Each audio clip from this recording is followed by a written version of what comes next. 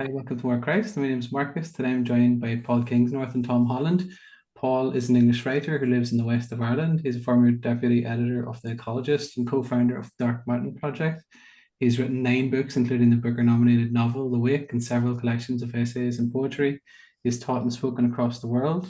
I want you to keep an eye out too for an event that we're offering together on Eventbrite. This will take place in Dublin in June, Sunday the 4th of June, with Jonathan Pajot and Martin Shaw. And then Tom Holland is a British writer who's published several popular works in classical and medieval history, as well as creating 2 documentaries. More recently, he's written Dominion about the Christian story and the making of the Western mind. He hosts one of my favorite podcasts, then The Rest is History, alongside Dominic Sandbrooke. So I've identified some prospective themes and potential questions for you, gents, this evening, but I'm open to explore any directions you wish to go in. Well, there was part of me that always wanted to be a popular historian, actually. So there's a bit of jealousy there. I had to end up writing novels in the end, but I don't know. I think Dominion turned out to be an enormously important book. Actually, maybe it's more important than Tom thought it was going to be. But that, I think, it was very significant for me when I found myself accidentally becoming a Christian, or surprisingly becoming a Christian, and it still has been. And just generally, I think that the skill it takes to navigate the environment and write history that people actually want to read that isn't pop history is quite something. So that's impressive, and I'm impressed, and I like the podcast as well. But yeah, I think Dominion in particular for me has been a real it's a very eye-opening book, and it still is.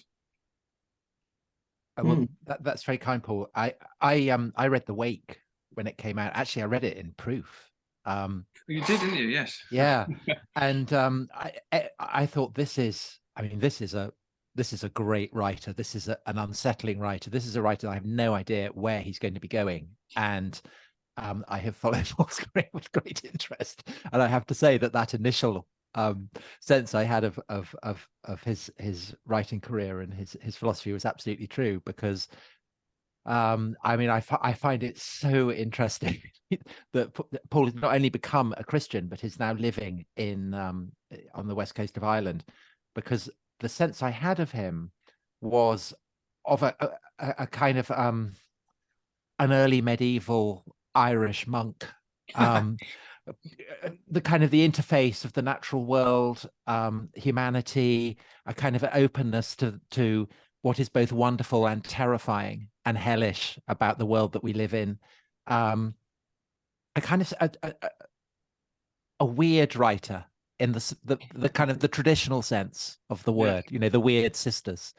So it's wonderful finally to be talking to you, Paul. And I hope that you'll take my comparison to an early medieval great. Irish monk as a compliment. One of the best compliments I've ever had, actually.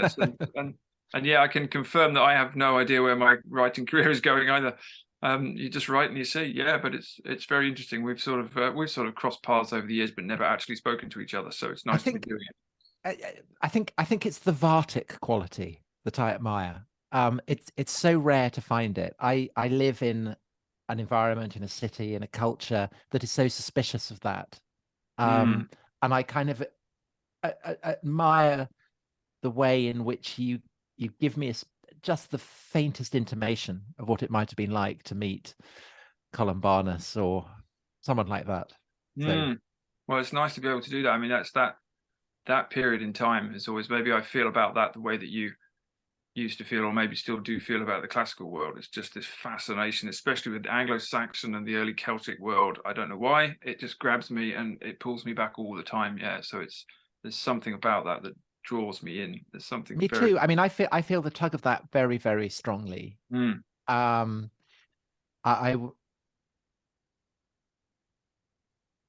mentioned the Anglo-Saxon world. I mean, I love the Anglo-Saxon saints as well. And I was actually just reading, just before I came on, an essay about Cuthbert, who is by miles my favorite saint. I love Cuthbert as well. Yes. And even before I wrote Dominion, I mean, he was one of the figures that made me want to write it. And all through the kind of that in terms of an interest in Christianity, the fallow years, the fallow decades, my interest in that period and those saints never faded. I always loved them. Yeah, well, me too. And I think these days, I'm sorry, I'm getting ahead of ourselves here, Marcus, aren't we? But there's some we may want to come back to this or talk about it now. But there's something in the early saints of Britain and Ireland which has still got something. There's still something really powerful there that speaks to us that we can draw from. I think in the times that we're in. But we might want to come back to that because I know that Marcus wants to talk about various questions that might lead us to that point anyway. Lots of light-hearted stuff. So Yeah, exactly. I might do them in a slightly different order, based in part on what you just mentioned, gents. So one question I had was along the lines of, to what extent does the Christian way subvert classical societies, as I think is intimated in Dominion, and to what extent is there a continuity, say an elevation of the virtues in classical civilization and how they're recentered on Christ then? There's a Dr. Lou Marcos who I'm friends with from Houston Christian University, and he sees a lot of these things as seeds of the word, for example. And I wonder, are there any examples that you can think of that which speak particularly to that? And I think it also ties in with the renewed interest in the Grail literature, which I think speaks so powerfully to folks, and even Tolkien, even Harry Potter and things like that recently too. Beyond these kind of fundamentalists who'd see such things as, say, demonic, it appears that many would see these as archetypal themes, as congruent with Christ, and indeed they might see Christ as the archetype of archetypes. Not only that, but if that makes sense, would you like to dive into that? With yourself, Tom? I think that Christianity very, very, very radically recalibrates classical culture in almost every way. And it was why I ended up writing Dominion, was to explore that kind of intimation. I mean, I felt it to the degree that I mean, it's very obviously evidenced, I think, in the transformation of moral and ethical assumptions that the Romans had, which are utterly recalibrated by the emergence of Christianity. But I felt it even in the kind of the marrow of the language that I was using. When I was writing about Greece or Rome, and a whole range of words that I might have been tempted to use. I don't know, religion would be an obvious one, I suppose. Secular, homosexuality. I mean, all these kind of words that when I thought about them, they felt wrong. They felt anachronistic, rather as though I might say that Julius Caesar conquered France, kind of in that way. And it was thinking about why that was. Why were these words inadequate to define what was happening in the pre-Christian world, that I came to realize how utterly saturated in Christian assumptions the language that I speak is. And I wanted to kind of explore how and why that might be so, whether it was so. And Dominion basically is an attempt to stress test, I think, that kind of gut assumption that something very radically transformative did happen as the Roman Empire became Christian. Would you like to add anything to that, Paul? Well, yes, Tom's the expert on this one, but I mean, it's that was one of the things that I found very eye-opening about reading Dominion, actually, because it was something that I'd probably taken for granted as well. It's quite interesting for me personally, because before I became a Christian, I was a kind of neo-pagan. I was scrabbling around looking for God in all sorts of places, and I was a Wiccan, and I wasn't in it for very long, but I was in there long enough to have a bit of contact with the sort of the various aspects of the neo-pagan scene, if you like, which is a huge thing now. It's almost like the acceptable form of religion, especially for younger people. It gives you a sense of connection to nature, and it gives you a sense of spirituality, but you get to choose it all yourself. But it's deeply, deeply infused with Christian values, even though most of the people in the neo-pagan movement are reacting against Christianity and consider themselves to be very anti-Christian and consider Christianity to be very tyrannical. All of their versions of the pagan gods are basically liberal, as far as I can see. They're all very nice. There's no child sacrifice involved. They're very humanistic. They're very egalitarian. They're very Western, maybe just universally Christian in their assumptions. And I hadn't quite understood it in those terms until I read Tom's book, and I hadn't quite understood either how much Roman society had been shaken. I mean, I sort of knew it theoretically, but just the values that the Romans had, and especially the elite Romans, compared to the values that the Christians were preaching, the radical difference in them is quite something. And it's interesting as well when we think about whether we're a post-Christian culture now in the West, because in many ways, fundamentally, we obviously are, but in other ways, we're very obviously not. I remember, Ivan Illich said that actually he thought this was the most Christian age that had ever existed, and not the least Christian age, because although we are mostly not believing Christians, and although there's a lot of hostility to the actual religion in the public sphere now, again, the values are all Christian. They are a sort of strange puritanical version of Christianity at the moment, but we have not reverted to Roman values. We have not reverted to Greek values. We haven't reverted to Anglo-Saxon values, and I don't think we're likely to do it either. So I just find that very interesting to think about. Thanks. I mean, it's interesting what you say about paganism, because of course, pagan is one of the words that I didn't want to use, because it's an entirely Christian word. The entire categorization is a Christian one, and it's absolutely exemplifies what you're saying, that that someone who is rejecting Christianity would nevertheless use a kind of blanket Christian term that makes no real sense without a Christian perspective. And the whole thing you say about pagans basically being liberals, basically they're people who are rejecting Christianity for deeply Christian reasons and keeping profoundly Christian assumptions. I mean, I thought it was so interesting. One of the inspirations again for writing Dominion was my sense of Julian the Apostate, who is really, I suppose, the first person to try and construct an ersatz version of paganism, because he's raised, he's the nephew of Constantine the Great. He is he's kind of the first. He's raised as a Christian, so he's growing up in this world in which for the first time the imperial family are practicing Christians, and he repudiates and rejects it. But his model of what he wants paganism to be is an entirely Christian one.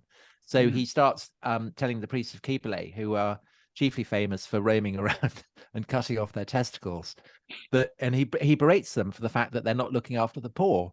To which the priests of Cybele could legitimately turn around and say, "Well, that's not our gig. That's nothing to do with us. We don't give we don't give a toss about the poor."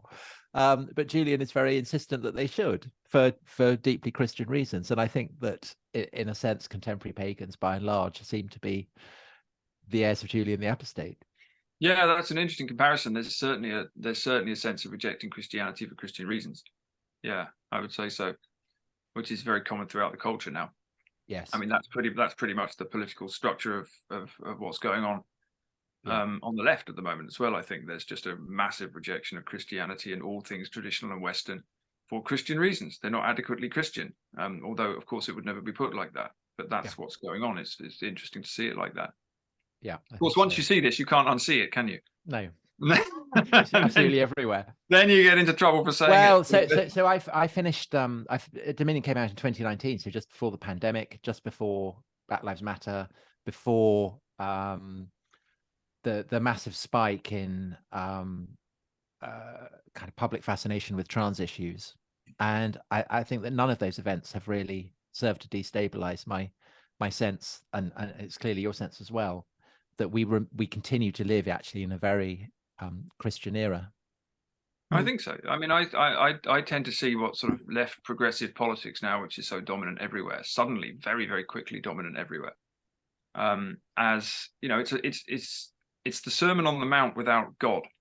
It's the Sermon on the Mount without forgiveness a lot of the time as well. But yes, because it's also it's a Pelagian form of Christianity. It's a Christianity that rejects the Augustinian idea of original sin, and says that it is possible to become perfect, that by your good deeds you can attain heaven.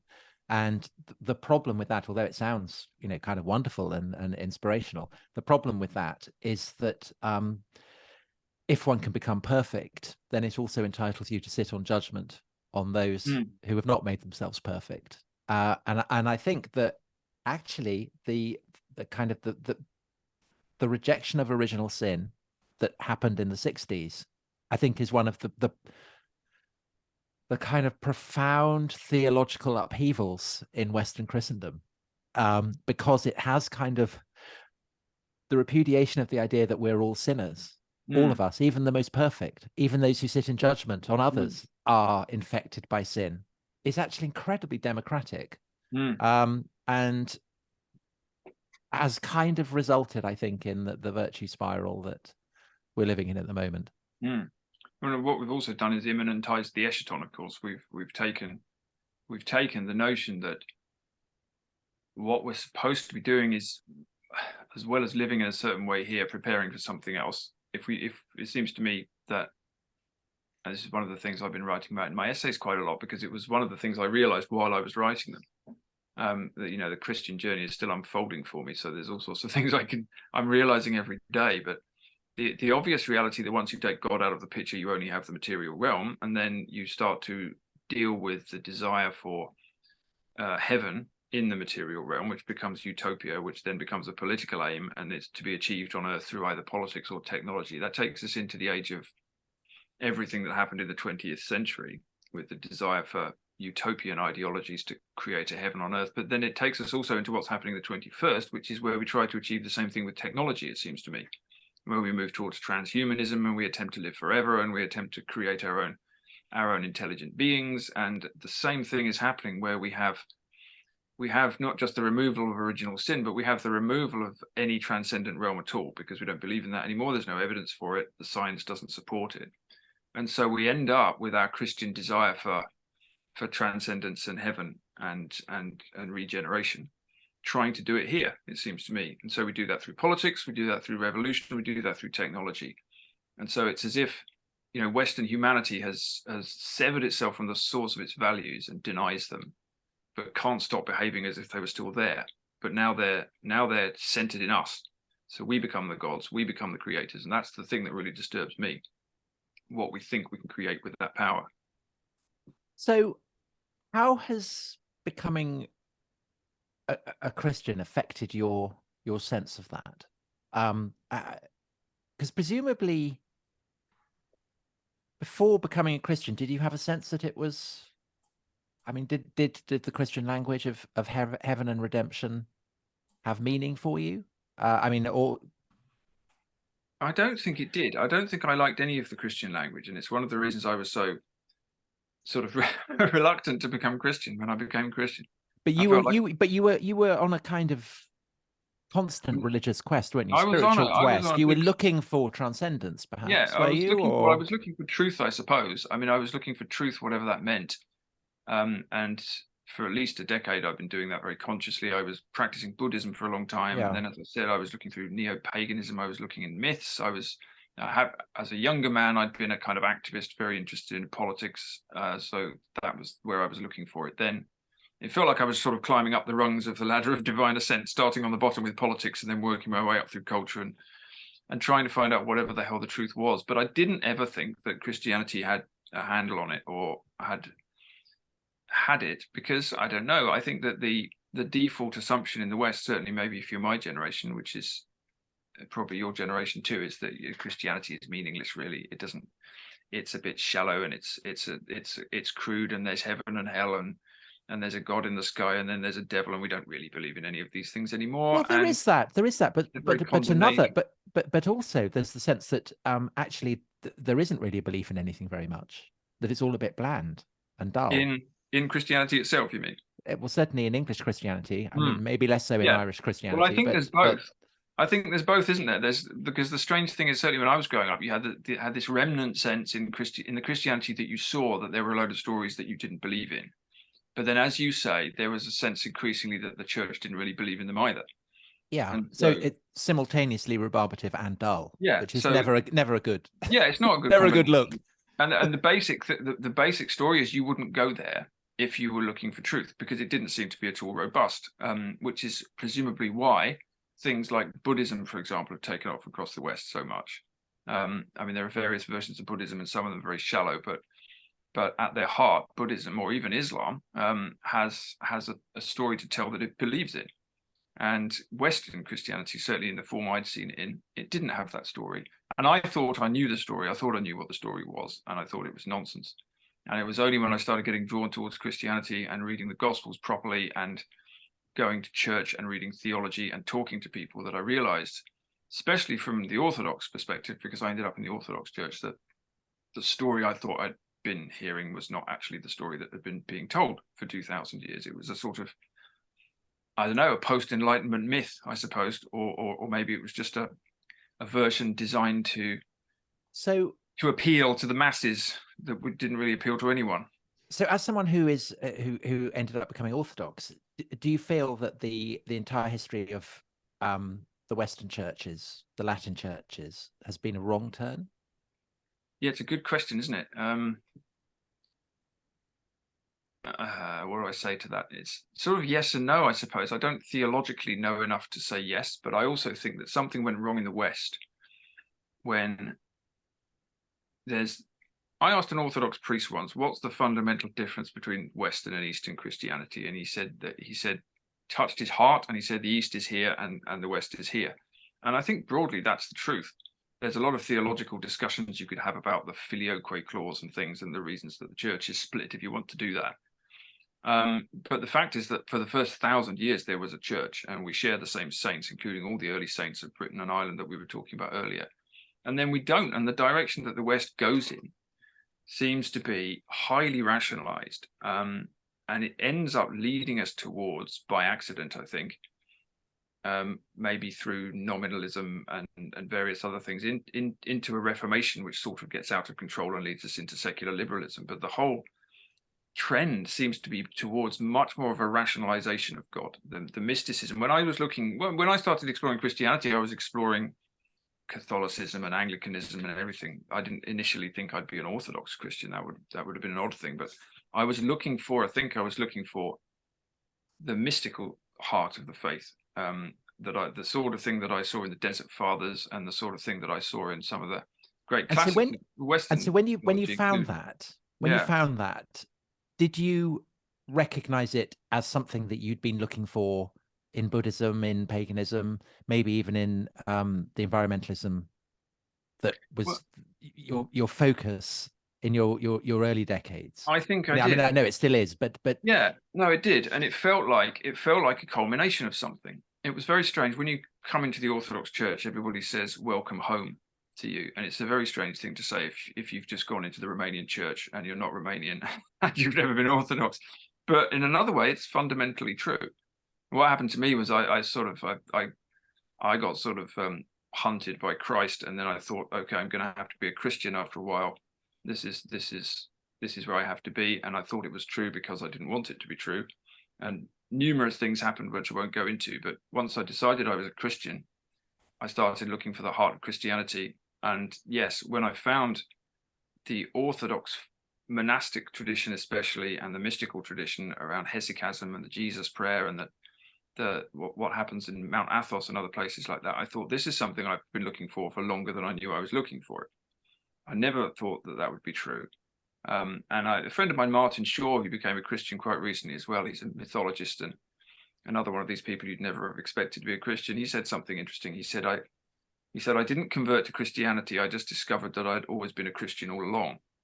Mm-hmm. And I feel like the same thing happened to me, actually, in a strange way, that I felt this was exactly what I'd been looking for, but I never would have looked there for it unless I'd been sort of grabbed by the scruff of the neck and taken there. Because when I think of your environmental writings, what they gave me was a sense of humanity's sin.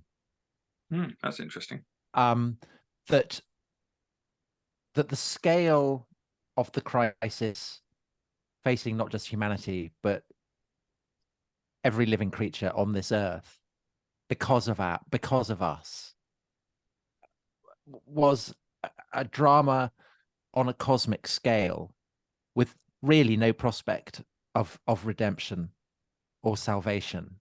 But certainly, the language of apocalypse, the mood of apocalypse was there. But of course, apocalypse, it's a book in the Bible. Yeah, absolutely. Literally, a parting of the veil. When you look back at that, at how you felt then, presumably without a sense of God, without a sense that there might be a kind of a meaning that transcends the natural cycles that are leading the planet towards catastrophe. Something more than that. Did you feel that? I mean, did it provide a kind of sense of solace that actually there might be you might be able to put this kind of apocalyptic language into a broader story? I think that's a really good observation. I think that to go back to what we were saying earlier about say the heart of progressive politics at the moment, and what sort of heresy it is. I mean, I would say the same thing is true of environmentalism to some degree, because what environmentalism does is it hones in with a laser on the utter destructiveness of humanity towards the rest of life, which is completely undeniable. But then, as you say, it's once you get to the real depth of understanding of how big that crisis is, it's very difficult to find any hope. And I didn't have any hope for sure, which is why environmentalists look to politics or mainly these days technology to solve things. But it seems to me, and it gradually became clear all the way through those essays I was writing, that this was, as I said, I was sort of moving up the ladder through politics, through culture, and then to spirituality, that this was a spiritual matter, to use the dread word, and that without that sense of transcendence, without the sense of meaning, without the sense that there's something much bigger than us on this earth and beyond this earth, without a notion that the earth itself in some way is sacred, not necessarily because it's a god, but because there's something in it that is far beyond our rational understanding. Well, that it's created by God, by a God who's good. It's and creation. So therefore it shares in that goodness. It is, and it has the energy of God in it, in the Orthodox sense. God is everywhere present and filling all things, as it says in the daily prayer, which is a lovely way of putting it. So you can see God in the forest just as you can see him in another human being. But without that, there's a darkness. And I think I was in that darkness for quite a long time. And it wasn't that I was looking for a religion to save me from it. But when I did come to Christianity, the story made sense. And as you say, it's the sin at the heart of it. I'm consistently fascinated by Genesis and going back to the first few books of Genesis all the time. Because the story Genesis more than Revelation. Yeah, and much more these days, much more. I don't read Revelation much. I mean, probably because I don't understand it properly, but I'm much less interested in apocalypse now than I am in what we are and what we're created to be. The gap between what we were created to be and what we are, what we've been tempted into being, seems to me to be the huge gap that we ignore. And again, so central to the Christian story, this notion that we were created to be something other than we've ended up being. And so what do you find in Genesis then that draws you to reading it? What lessons, what truths? Well, what I find is that if you look in the garden, here we are in a garden. We're put into this garden. We're created last. We're the youngest things in the garden. And in this garden, everything's in communion with everything else. So God is so close that you can see him walking in the garden in the cool of the evening, which is such a great image. Everything is close to everything else. Nothing's eating anything else. It's all plant-based food, so it's very contemporary. And we are being trained. We're being trained to be God's apprentices, or rather we are God's apprentices. We're being trained for theosis, which is union with God. We're designed to tend and keep this place. And the only thing we have to not do is eat this fruit, which will give us the knowledge of good and evil, because we're not ready for it, because that separates us from everything else. But of course, there's another presence in the garden, and this presence is opposed to the Creator and opposed to the creation. And this is the presence this is the adversary, this is the devil, and he's inside us as well as everywhere else. This force that opposes God and opposes this unity. And the word devil comes from diabolos, which means to divide, which is what the devil does. So we divide, we choose to be tempted, we choose the knowledge of good and evil, we're not ready for it. And as soon as we do that, we're separated from everything else, and everything sickens and separates from us. So this union we had with everything that's created, and this training we were undergoing to become God's lieutenants, if you like, it's all broken, and we have to leave the garden. It's not even as if we're expelled as a punishment. We can't be there anymore. So we're down here, and then we have to break the world, and we have to eat everything, and we have to give birth in agony. So you said, I mean, you said that there was a time where you were looking for truth in myth, and clearly this is a myth. So, it's a myth of a kind that you might find in Greek or Indian or whatever mythologies. But to become a Christian is presumably to accept that it's a myth that's true. So in what sense is it true? Is it something more perhaps than just a myth, do you think? Well, to me, it's a foundational story. So it's not true in the literal sense that there is a garden somewhere on this earth where two people were created in 7 days, etc., in the biblical literal sense. But it's a story which tells us what we were originally created to be. And in some sense, at some point, we were in that place, wherever that place is, probably beyond time, because it isn't on this earth. So it's not a story in the same way that the Gospels are a story of an eyewitness account of a man who walked on the earth and did things. It's a myth that tells us something really foundational about who we are, but it feeds through to the Gospels, because the coming of Christ is what breaks the hold of death and breaks the hold of sin and gives us an opportunity to eventually go back to the garden, it seems to me, or to eventually have the garden remade on earth. We have a path to follow, and the path is humility, and humility comes from the same root as the word humus, which is soil, which is also what humans are made of, soil plus the breath of God. So we have this way. Yeah, Adam, yeah. exactly. So we're made of soil. God scoops up soil and breathes onto it. So humans are soil plus the breath of God, which is an amazing image. And what does Christ tell us is the way back? Walking this narrow path with humility. So the way of humus, if you like, we follow the path back through love and sacrifice, and we can go back to the garden. And it's almost like it's a circular story, and it's a story that, as C.S. Lewis said, this is a story that just happens to be true, in my view. Because you see, I think that this is the to believe this. It's like if you can't swim, trusting yourself to the waters. Absolutely, yeah. And I'm fascinated. I'm so kind of drawn by the desire to know where trusting, say, the books of the Bible, accepting, believing, trusting that they are part of a whole, where they would, what it would be like to feel that in the marrow, in the kind of the essence of your being. So I've read the Bible through 3 times, and the first time I read it ages ago, as I read the King James Bible, because I wanted to read it as a literary masterpiece, the kind of the prose equivalent of Shakespeare. And then I read it again with a kind of historian's hat on, intrigued to know how and why it came to be put together, what the various recensions were, when they might have been written, who might have written it, all this kind of thing. So a very deconstructive approach.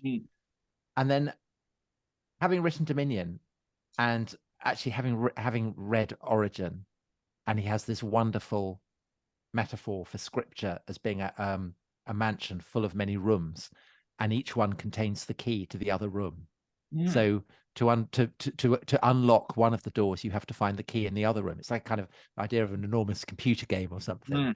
But I loved that idea, and I thought I will read the Bible in that spirit. I will park my skepticism. I will park my what I kind of know about how and why these books came to be written, and I will read it perhaps as I kind of imagine Paul must have consulted scripture after his vision on the road to Damascus, trying to make sense of it, trying to see how these scriptures might shed light on the experience that he'd had and his understanding of who or what Jesus might have been. And it was probably even in terms of trying to make sense of the past, that one of the most valuable things I've ever done. I felt that I was slipping the moorings of 21st, 20th century skepticism, and that it was opening my eyes to how people in the past had seen the world, and not just Christians. It kind of opened me to the possibility of wonder and strangeness and connections that today we can barely even see. And I kind of feel envious of you, I guess, that you can do that all absolutely all the time, that you don't have to kind of set your mind in a special groove to get to that. I mean, I don't know. It's funny, because look, I studied history at Oxford as well, and so I have this critical mind, and there's always a tension probably in all of us between rationalism and romanticism, or rationalism and spirituality, because us here anyway, sort of intellectual Western types. So there's always a critical voice saying, well, is that true? Is that true? But it's slipping the moorings of that. You have to slip the moorings of that. Yeah. And the way you do that, that's what faith is. That's what the leap of faith is. That's where you take the jump and you say, I believe this. So I often hear people these days saying, well, I'm going to act like I believe this, but you have to go further than that. You have to say, I believe this, and just believe it. And the funny thing is, when you do that, what I realized was that believing it opens up kind of a sense of whole new vistas that otherwise you wouldn't be there.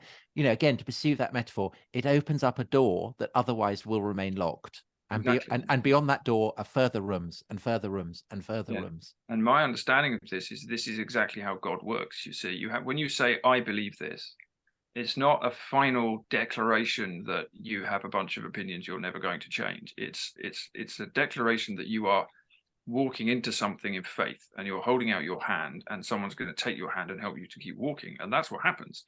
Like you say, it is like walking into the room and saying, well, where the hell's the key? And then you find the key, and then you walk into the next room and you find the key, and it's not a coincidence that this is happening. But the faith comes through saying, I believe this, and saying it to God, and saying it to yourself, and saying it to other people, and then just dealing with the fact that lots of people are going to think you've gone mad, and you're probably going to lose readers and all the rest of it. I have a friend, older friend, who told me a great story the other day about Bob Dylan.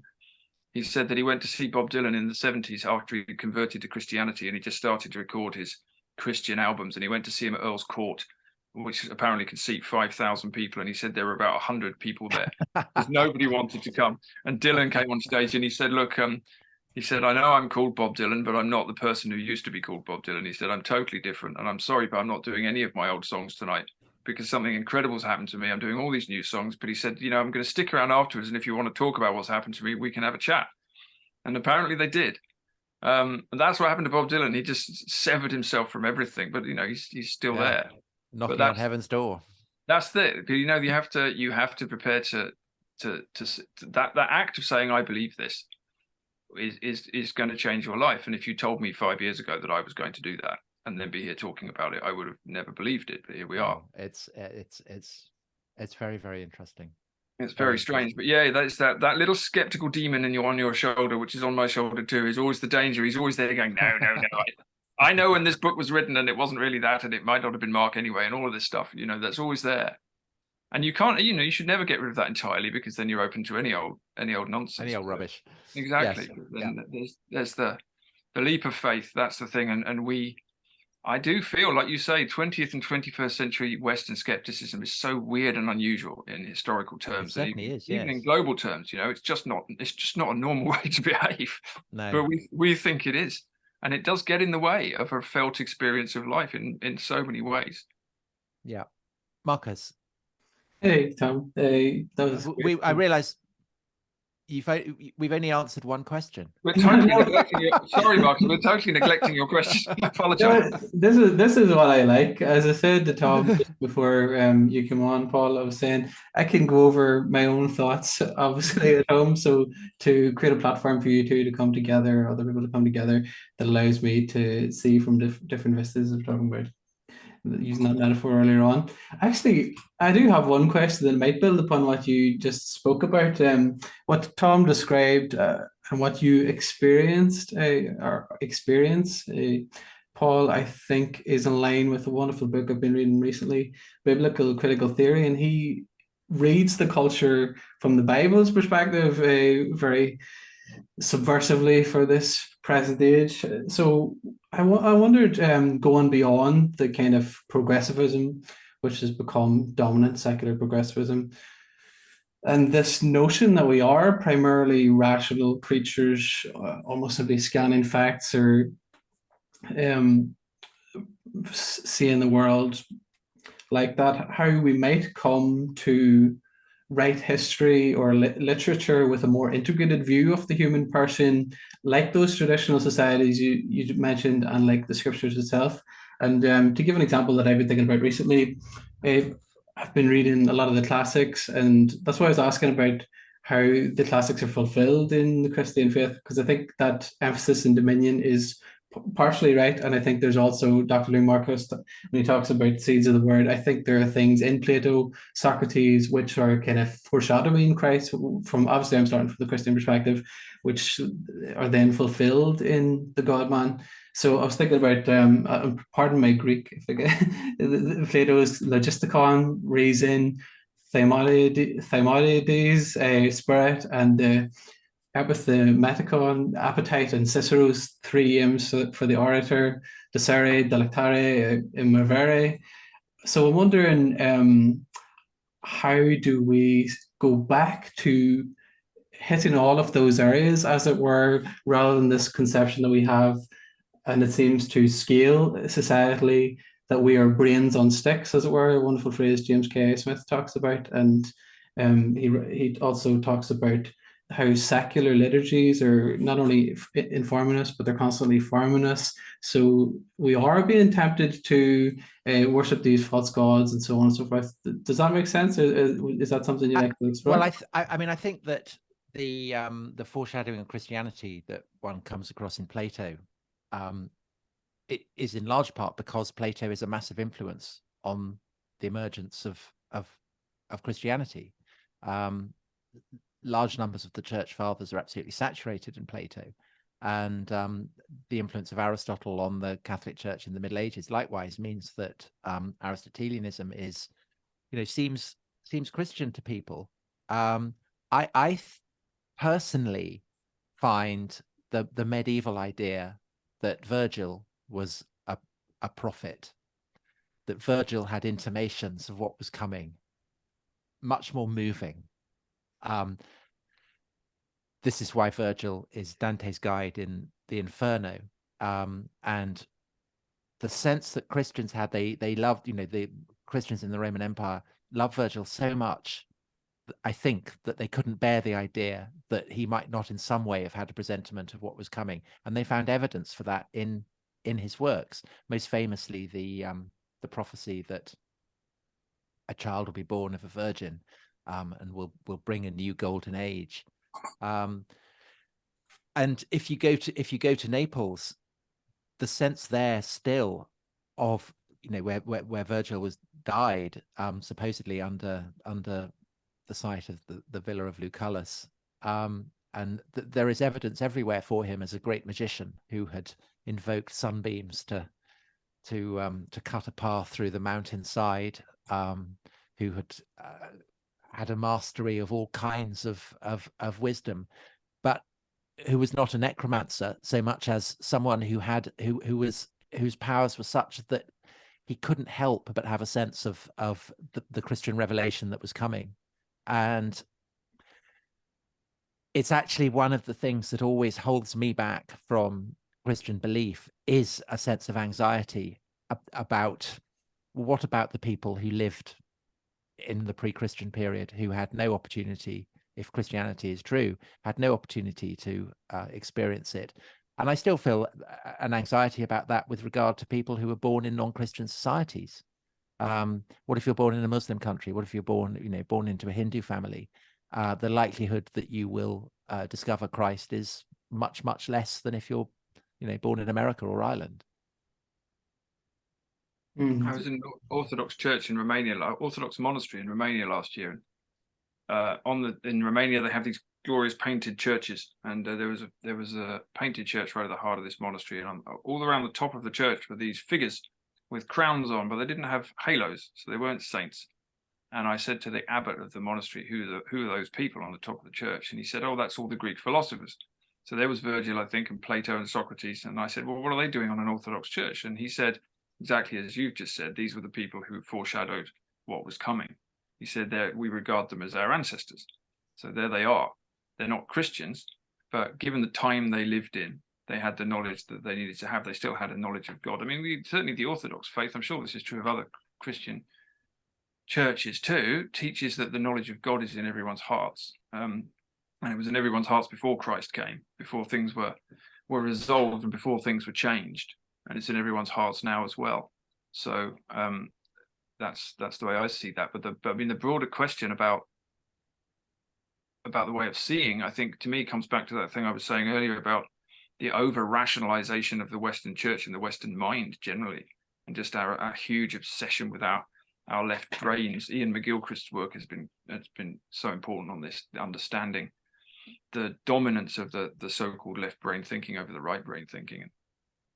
And the methods of thought that we have, particularly the use of reason, that was supposed to be in service to something bigger and deeper and wider, has taken the reins and has taken over, has rebelled and usurped the master. And now we're run by this kind of etiolated machine way of thinking, which is literally creating machines to think for us now. And this is what an artificial intelligence is. It's a machine to think for us. That's the ultimate manifestation of our obsession with left brain reason. So how did you feel about that? Have you tried to get that AI chatbot to write a Paul Kingsnorth article? Funny, I was going to have a go at it, but you have to put your phone number in. I'm not giving it my phone number, but I genuinely actually was going to try and get access to this thing and then ask it to write an essay in the style of Paul Kingsnorth. Yeah, because I mean that would generate a rupture in the space-time continuum. I think genuinely nervous. I was genuinely nervous that it was either going to make me look like an idiot or it was going to do a much better job than I do. It was going to be one or the other. Yeah, or both. You are now redundant, Paul. It's only a matter of time. It's only a matter of time. But that's where we go. That's where we are. If we have this intensely rationalized machine left brain intelligence in service to nothing higher, then this is what we create. We create this tyrannical technological world that we're moving into now. And what is the end game here? What is the end game? It seems to me to be to become gods ourselves. And this is why I find Genesis so fascinating, because what are we doing now as we try to terraform Mars and create artificial intelligences? Well, we're doing what the serpent told us we could do, which was become like gods. That's what he said. You eat this, you'll become like gods. And here we are still at it. The tree of knowledge is not that of life. Exactly that. You see, so if you have the tree of knowledge without the tree of life, which seems to me what the Western mind has turned into at its worst, as soon as you take God out of the picture, as soon as you take Christ out of the picture, you've got something very dark, actually. So, Paul, one other question that I wanted to ask you. We were talking about Columbanus, Columba, talk about Brendan, all the great saints of the early years of Irish Christianity, and also the Anglo-Saxon ones. They were close to a sense of the miraculous. The fact that the idea that the miraculous could happen, that the supernatural was evident in the human world and all around them, was part of what made them Christian. Has your conversion given you something approximating to that? Do you have a sense of the supernatural being present in this etiolated, machine-driven 21st century world that you describe? Well, the thing that made me an environmental activist in the first place was not a sort of political desire to do anything. It was exactly that sense of the world being enchanted in the first place. I always felt like it was, and I looked everywhere for an explanation of it, and actually, funnily enough, ended up finding it or seeing it manifested in early Christianity. And again, this is one of the reasons I became Orthodox, because it's still very much manifested there, more so than in the West. I mean, you still can find it in Western Christianity too, but it's much more marginal, I think. This sense that God is present throughout the creation and the miracles happen. The miraculous is so commonplace in Orthodox Christianity. It's very strange as a Westerner when you first go into the Orthodox Church and you see people kissing icons, and you see the finger of a saint in a box that people are kissing, and you think, oh, what is going on here? This is very strange. Your rational, critical mind is going into overdrive. But it's absolutely there. And of course, it was there in the medieval West too. That same sense of everything being enchanted. One of the things I love about Ireland is the fact that the holy wells are still dotting the landscape, and we still have a holy mountain. And even though it's very much less visited than it was before, there's still a sense that God is very much wound through the creation and manifests in the creation. And I think Ireland's kind of become hyper Ireland's become hyper progressive, hasn't it? Oh, hugely, yeah. I mean, Ireland is in. I think that my whole theory about this is that the whole of the West is in rebellion against Christianity, fundamentally so, which is why Christianity now is utterly, almost increasingly unforgivable to express in the public sphere. We just saw that in Scotland with the. Or perhaps countercultural. Well, it's starting to become countercultural for that reason, because we've rejected it, because Christianity is our spiritual heritage, and we've rejected that. So we're very, very anti-Christian. Ireland very much so, because it had a pretty bruising experience with the Catholic Church as well. There were all sorts of problems with it here, all sorts of corruption and abuse. But no, Ireland has gone hyper progressive and secular and woke in a very short period of time. But at the same time, I live out in rural Ireland, still a lot of serious Christian people around, but there's also, I sense anyway, a sense of a real spiritual void. And I see more and more younger people becoming Catholic again and becoming Orthodox again. And I find that really interesting. I mean, it's not the majority of the population or anything, but there's quite a lot of young people who can see that something very big some big baby has been thrown out with the bathwater, Right. Right. And that's, but yeah, it's starting to become exactly that, countercultural, to be a serious traditional Christian, if you like, who really cleaves to the path in a way that hasn't bent to what modernity wants it to do. And I think that's going to get more and more the case. And that's why I find the early saints so inspiring, because the early saints of Britain and Ireland are not Orthodox or Catholic or Western or Eastern or anything. They're just Christian. And so I what I wonder is, I think the spiritual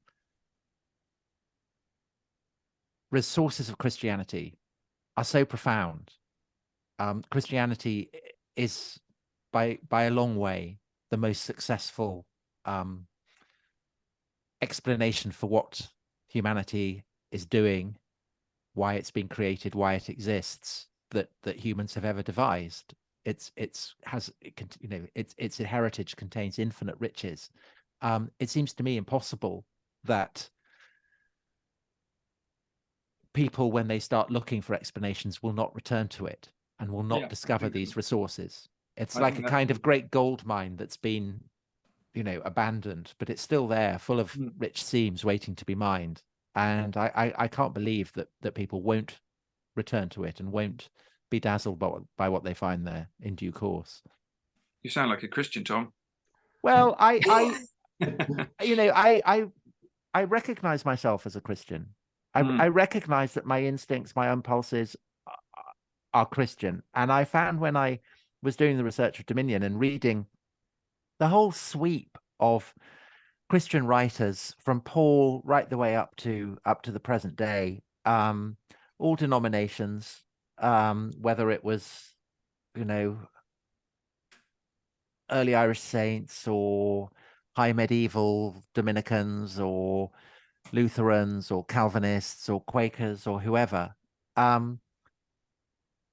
found, when I read them, a sense of familiarity. Because I'd come from writing about Islam, and I found the more I read about Islam, the more I kind of read Muslim writers, the more Christian I felt myself to become. And that was another reason why I wanted to write about it, was to find how Christian I was. And I did find it went with the grain of my instincts and assumptions to a degree that completely surprised me, even though I was kind of rather hoping that that's what would happen. I was still surprised by it.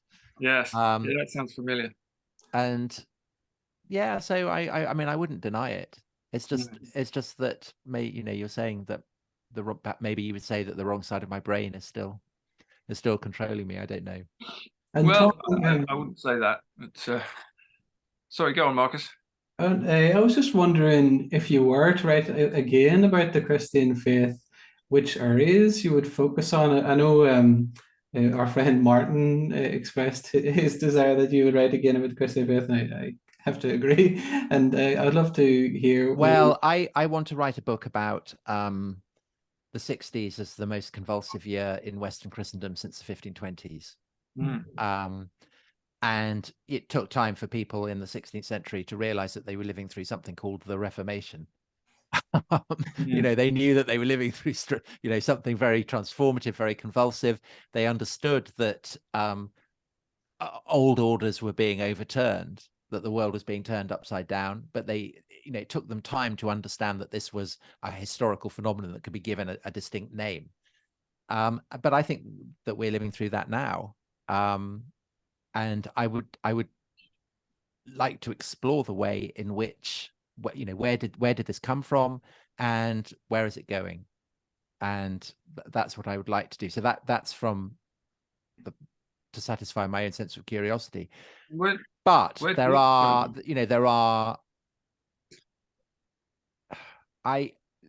wasn't any really any aspect of Christian history that I was writing about that I didn't want to immerse myself and know more about. Each section in Dominion of, I was covering 2,500 years. I couldn't write about it in any great detail, but almost every area of that history, I wanted to know more. I wanted to read more about it. And I think that one of the things, so Paul, when I was saying about how, well,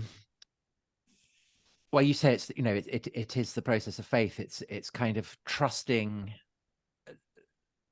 You take a leap and you trust that you will be supported. And I feel that, I would like that when I read the Bible to feel, well, this is true, and see where it leads me, but also to read the Church Fathers and to do it not as evidence for what was happening in late antiquity or whatever, but to say, well, what are they saying about these biblical texts? I thought about this very, I felt it, I was struck by a kind of great desire to do it when, in the pandemic, when the Pope, he held, I can't remember what the service was. It wasn't a mass. It was just him in St. Peter's Square very early on in the pandemic.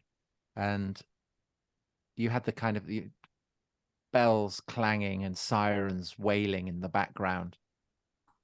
And he went to look at an icon that supposedly had been sent to Rome from Constantinople in the papacy of Gregory the Great. And it shows that it's an icon of the Virgin and the baby Christ. And the memory, the echoes of Gregory the Great's pontificate when he becomes Pope during a period of plague. And he writes a commentary on Job. And I felt this kind of this sense of how we in our suffering, the world in its sufferings, were joined to previous generations, that we were joined to the age of Gregory, to the age of whenever it was that Job was written. Generation after generation of people who had found meaning and consolation in these stories and in this kind of inheritance of the understanding of the great mystery of why there is suffering. And I would like to feel that again. And I think I would feel it if I maybe started reading the Church Fathers in greater detail. I mean, Paul, you must be doing that maybe as I am. I'm trying orthodoxy. to. I mean, the problem with Christianity, of course, is there's 2,000 years of research. Yeah. You're never going to get through it. Yeah. That's the trouble. There's too much reading. But yes, absolutely. And it's reading the lives of the saints and reading the Church Fathers. That's what makes sense of. One of the things that makes sense of the Gospels as well, makes sense of the Bible, is that seeing how people have lived it, how they've taught it, how they've spoken about it over the years. Because obviously all of the questions we have been had by everybody for 2,000 years, and so somebody has talked about them with great wisdom. So yeah, I think that's exactly it. That's exactly that's the work. And it's it's the Christian journey is so interesting. It's so deepening and strange, and the more you go into it, the less control you seem to have over what's going on. Well, Paul, I mean, that's a wonderful note on which to end. Because I have to go, because I'm being called by my daughter who has cooked dinner. So, dinner time. So I must go. So Marcus, I'm really sorry. No, thank you so much for your time, gents. I most appreciate it. And absolute pleasure, and wonderful to meet you, and wonderful to meet you, Paul. Yeah, it's been good to talk. Yeah. Take really care. Great. Okay. And you both. Okay. Bye. Bye-bye.